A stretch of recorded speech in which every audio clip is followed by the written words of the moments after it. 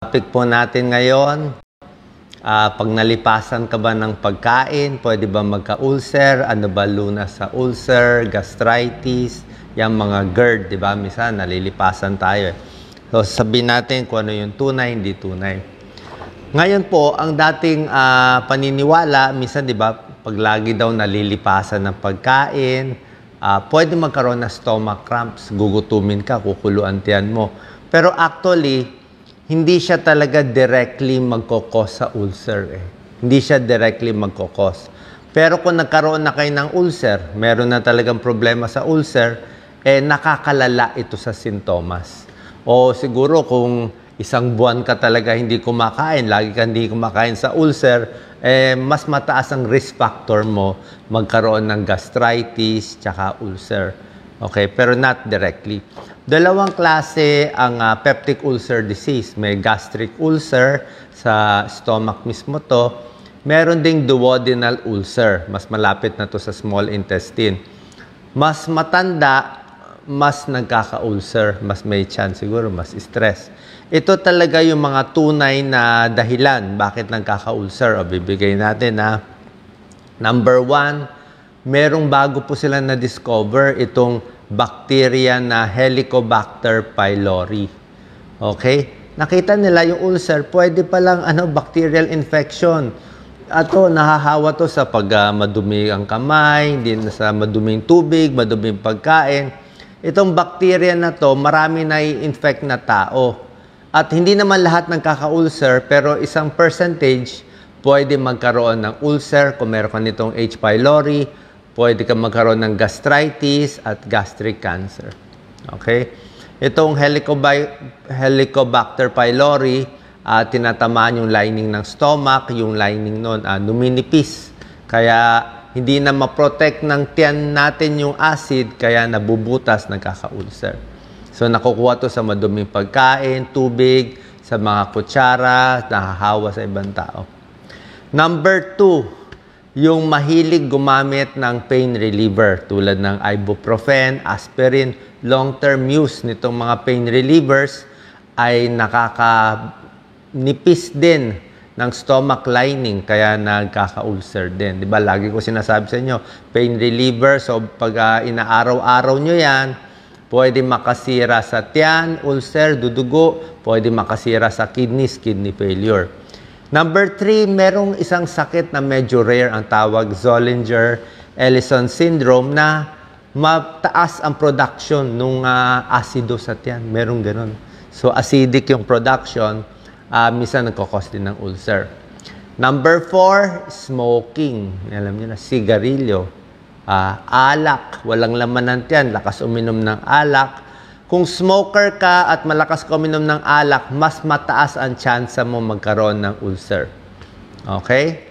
Yung stress, siguro makakadagdag konti, pero hindi naman talaga exactly. Spicy foods, mahapdi sa tiyan ng spicy foods, pero wala pa rin po talagang direct cause. Pero maganda iwasan, yun ang point lang. Mas mahirap lang gamutin ng ulcer kung puro spicy at puro maanghang ang kinakain. At yung sinabi nating number 5, ito yung mga lifestyle habits na mga stress, diet, yung nalilipasan ng pagkain, o pwede makataas ng risk konti. Okay? So mas maganda, kumain na rin na maayos. Pero syempre, kung may ulcer kayo, titingnan ng doktor, H. pylori infection ba? Gumamit ba siya ng pain reliever o baka steroids? Mga mahapdi sa tiyan o baka meron ibang sakit, smoker ba siya o alcoholic siya kaya nagkaroon ng ulcer. Ano ang sintomas ng ulcer? Ang ulcer pwedeng medyo mahapdi sa tiyan o matulis, parang kumukulo. Maraming pain may dull pain or merong sharp pain. Ito yung tinatawag na heartburn. Tapos bukod sa sikmura, sa gitna yan, gitna, a little kaliwa, minsan a little gitna, tapos umaakyat dito hanggang esophagus. Maasim. Okay? Pwedeng ganon. Ganon sintomas ng ulcer. Pag gitna ng tiyan, papunta sa kanan, check natin, baka gallbladder stone. Ibang usapan yon. Marami nagsusuka. Vomiting. Tapos, Pag kumain ka ng, let's say, mainit, let's say, masakit yan mo, tapos kumain ka ng lugaw na dahan-dahan, tapos nawala yung sakit, nag-improve, pwede dahil sa ulcer yun. Ibig sabihin, baka nga may ulcer siya, kaya nung kumain, natapalan.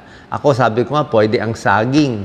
Pag kumain ka ng saging, natapalan, uminom ka maraming tubig, nabawasan yung acid, or uminom ka ng antacid. Yung mga antacid, maraming antacid dyan.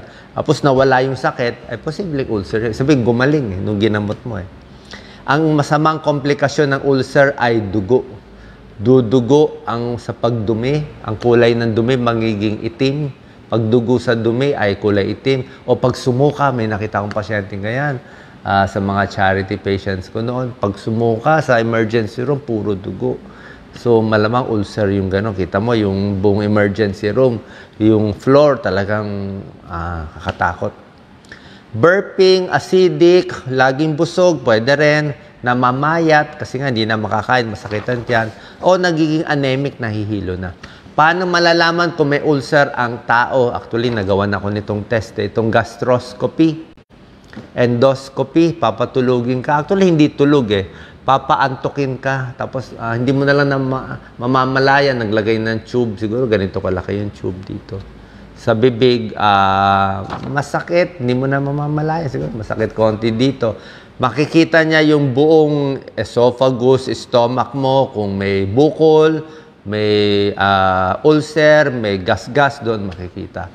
Tapos paglagay ng tube, minsan nakakuha sila ng konting stomach lining. Mache-check kung may H. pylori. Actually, marami may H. pylori. Nung na-test ako, I think 20 years ago, nag-positive ako sa H. pylori. Oo, siguro very common na maraming tao may H. pylori. So, kung meron kang H. pylori, binibigyan ng antibiotics. So, binigyan ako ng antibiotics ng 2 weeks para mapatay lang yung H. pylori. Kasi noon yung, pero ang problema ko nung gastritis. Gastritis and GERD. Ano ang gamutan sa ulcer? Okay? May mga ulcer na mild lang na gumagaling naman mag-isa. Pero may mga ulcer na malala. Pag yung butas o yung kayod, pwedeng malalim, tumama sa blood vessel, dudugo. Diba? Yun ang ayaw natin. Yung iba naman namamaga, pag sobrang maga, nahirapan na kumain. Tapos pag may H. pylori nga, gagamutin niya, bibigyan ng antibiotics. Meron ding mga anti-ulcer medicine na binibigay, di ba? Ang mga sikat ngayon, yung mga proton pump inhibitor, esomeprazole, Nexium, omeprazole, mga Losec, yan mga common. Pero sa akin itong gamot, mga short time, 2 weeks, basically yung pagkain ng tama, yung pa rin gagawin natin, saka yung mga pagkain nakaka-relax ng tiyan. Ano ang 10 prevention tips para hindi magka-ulcer? Okay? Number 1, sinabi ko na sa inyo, ingat sa pain relievers. Huwag tuloy-tuloy, huwag sunod-sunod. Low dose lang ng pain relievers. Tigil na kung hindi na masakit ang katawan. Tapos yung pain reliever, mas maganda may pagkain. Kumain muna bago uminom ng pain reliever para medyo hindi na magasgas yung tiyan. Kasi kung pain reliever, walang laman ng tiyan, di ba? Baka magasgas. Number 2, yung mga steroids. Yung mga steroids, minsan nakakabdi din ng tiyan, kaya after meals din yon. Number 3, ingat sa pag-inom ng alak. Pag uminom ka ng gamot, sasabayan mo ng alak, hindi maganda. Mahapdi sa tiyan. Number 4, choose healthy foods. Less acidic, less fatty, less spicy. Di ba? Number 5, tulad na sinabi ko, yung mga spicy foods, fatty foods, acidic foods, minsan yung mga purong-purong kalamansi, lemon, di ba? Mga iba. Kailangan medyo malabnaw. Kung lemon water, may lemon pero maraming tubig para hindi ganun ka-acidic. Sabi ko nga, inom ng maraming tubig. Every 15-30 minutes ang inom ko ng tubig, lalo pagising ko sa umaga, kasi may gastritis or GERD, di ba? Malapot dito. O, acidic po yon. Pag di mo inalagaan, higher chance magka-ulcer, delikado.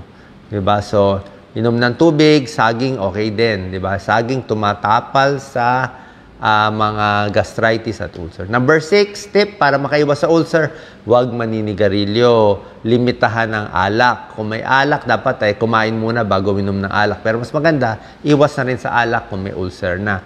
Number 7, manage ang stress. Mas stressful, mas makulo ang tiyan, mas lumalala yung sintomas. Number 8, pwede ang probiotics. Meron mga supplement na probiotics na bibili nyo sa mga health stores. May good bacteria, may bad bacteria. Ang probiotics, ito yung good bacteria. Medyo a little lalambot ang dumi nyo sa probiotics. Pero okay naman, umiinom din ako. Pero yung H. pylori, yun ang bad bacteria. Kaya dadamihan mo yung good bacteria. Meron ding probiotics sa pagkain.